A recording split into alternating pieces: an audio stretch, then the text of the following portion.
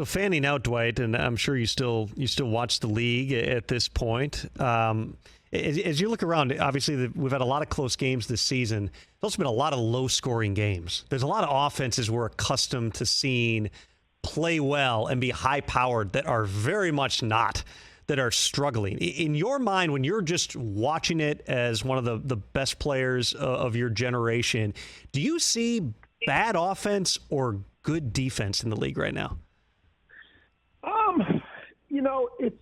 It's a mixture of both. I think because of so much of rule changes and from a defensive perspective, it becomes really hard. And obviously, I'm a little biased on this, but the way that they protect the quarterback, it's turned into a little bit of a different game. All right. Now, this game has done everything for me, and I love this game. But sometimes when you, protect the quarterback the way that they do, okay, it makes everyone else feel like they're pawns, like they don't really matter. Like this defensive guy who has to make a play.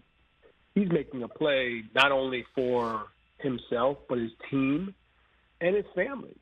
He has to, put food on the table, whatever his aspirations are, in his career. And if he's getting penalized for doing his job, right, which when I say that, it takes people who have done or played the position of defensive line or what have you to understand how impossible some of these situations that they're getting flagged for. I get it. We want to protect the quarterback position in all positions, right?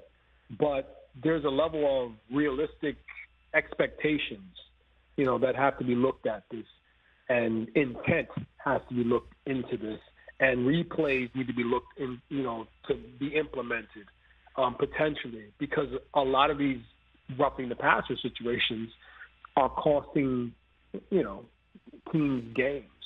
All right. So when you have a quarterback who can sit back there and basically drink a little martini and knows that no one's going to really hit him, and he's going to go and he can go ahead and do the things that he does in the pocket, it changes the aggression and different things defensively, which equate to more points and different things there, which obviously I think that's where the league and the NFL would prefer, because fans love the 59-57 game, with a million touchdowns, but for me, I see that and I get nauseous and I want to throw up.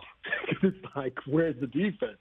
So I do believe that, the game, still has some tweaking to do.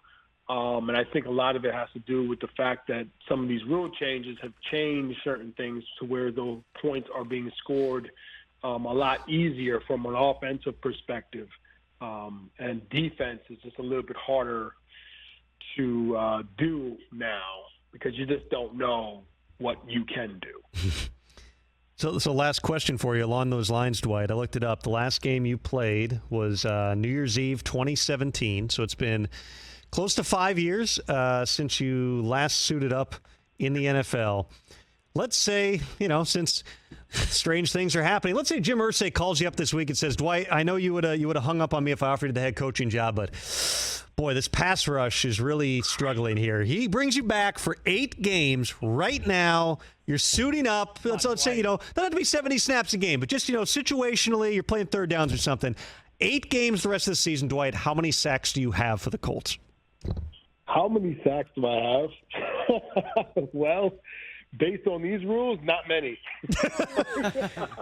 You're getting there, but they're getting overturned, is what you're saying. Yeah, 1,000%. I'm gonna get there. All right, I'm gonna get there, and I might get another. I may make a few plays. One of the plays is going to be called a hamstring, and another play is going to be called a groin.